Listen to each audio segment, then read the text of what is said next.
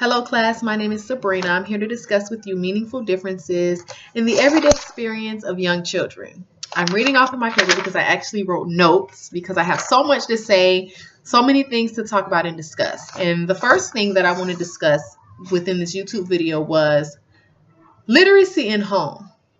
He discussed the difference of language at home, family culture, the modes of talking, and talking to accomplish something, which is business talk. And for me, what worries me is that, yes, there are modes to talking, but I really feel that any conversation can be a meaningful conversation.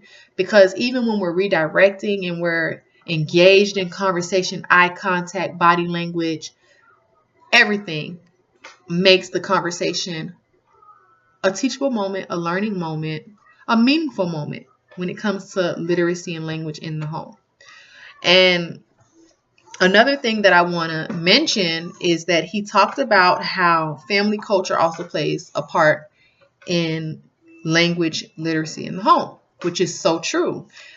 That's when we as educators, providers, parents have to work together to create a partnership to understand one's culture, understand their likes and dislikes, how we can encourage parents to promote, and even to get children to want to be excited about language and literacy.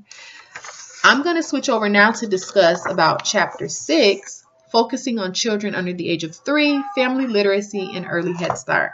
This chapter I can relate so well to because I've been working in early Head Start and Head Start for over 13 years. And this program is so rewarding and it's refreshing as an educator to provide services to children because you really put your passion, your heart, you wear your heart on your sleeve, you wear it on your shoulder because a lot of these children that come into this program have never been in an environment with other children, have never had structure, have never been exposed to the things that they're exposed to in this program, provided all these services, which are so great for them. And with Head Start, this program provides a comprehensive early childhood education services in health, nutrition, parent involvement services to low-income children and their families. The key thing within this chapter for me, even though it discussed a broad range and a variety of things, is family involvement. With this program, it requires parents to be involved. They're the mouthpiece. They're the focal point of this program because they get to create policies. They get to create, plans and put things in action that they want to see happening. They get to create policy councils and activities that we sometimes don't get a say-so in. With this program, family involvement is so important because with literacy and with the many resources that this program has and the people to support this program, family involvement is a major piece because parents are getting services that someone who may not be in this program would be getting.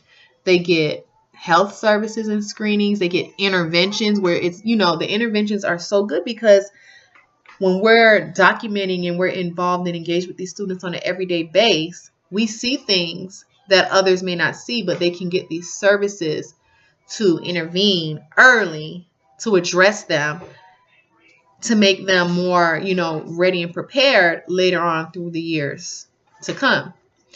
Another thing that I really find as a worry to me, and it's my own personal worry, I guess because I've been in this program for so long, is many of the parents that we service, and I've been in different counties and different schools working for this program, is that a lot of the parents who come in are repeated parents in the program. And I feel there's a lack of window for opportunity for others because we're always servicing the same families. This chapter 6, what really struck and took to me was that with all these services that are being provided for these families should come out being self-sufficient. And for a person to come in the program 2 and 5 times and Yes, you don't want to turn a family down or a child down, but there's so many out there that can benefit from this program. And something else that really, sparks excitement in me is that we're like the children's moms and dads. We're like their parents, their teachers. We're more than just teachers, because we brush teeth with them in the morning. They brush teeth after lunch. They get breakfast, lunch, and snack, healthy, nutritious meals. And this program has so much to offer, and it's free. But the parent involvement is the key piece to this program. Educating, showing parents and encouraging them to raise their children up to want to be scientists, writers, mathematicians, different things, because it's all important. It's all a part of life. But what's another thing that stuck out with me in this chapter was shared book reading. The shared book reading during the preschool years has long been described as a vocabulary acquisition device and has reliably linked to advances in children's emerging language and literacy skills. However, studies on this importance of reading to infants and toddlers from diverse low-income backgrounds are scarce.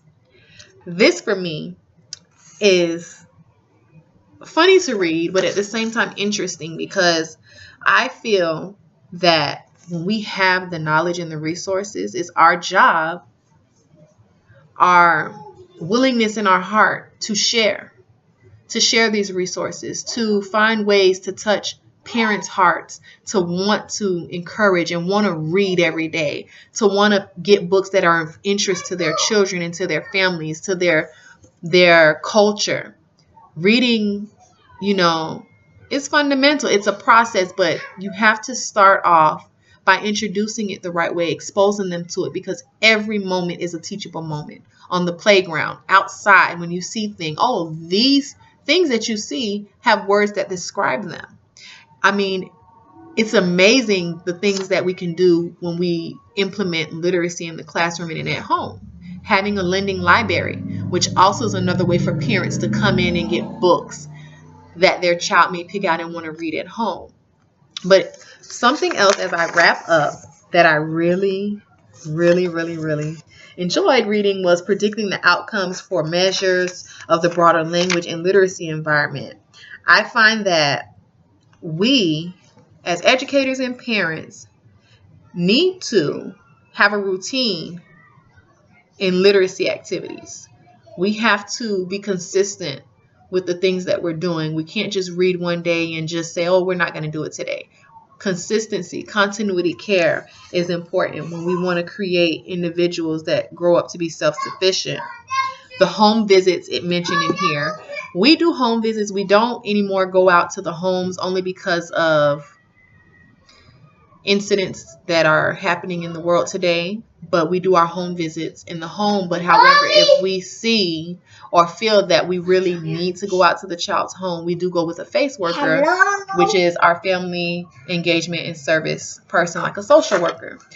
And the home visit is a good thing. And I wish that we could go out to the homes, because the home visits give you an idea of what's happening in the home, the environment, why a child may be sleepy every day. It gives you a better understanding of your children and the families that you're servicing. I talked about educating parents. I talked about literacy in the home. I talked about how having conversation, and all conversation is important and is a teachable moment and can be made meaningful moments. This chapter has just been so good to read about, because it relates to what I do every day and have been doing. And anyone that has not worked in Head Start and Early Head Start, I think it is a great opportunity, if you see an opening somewhere, to go out and really even volunteer in this program, because it's so hands-on. It's so good. You get to really see how parents really have a voice and a say-so in their child's education and what they see in the classrooms and what they would like to see as far as their child's academics. So this chapter was really good. Hope to see everyone and talk to everyone later on. I hope you enjoyed my reflection.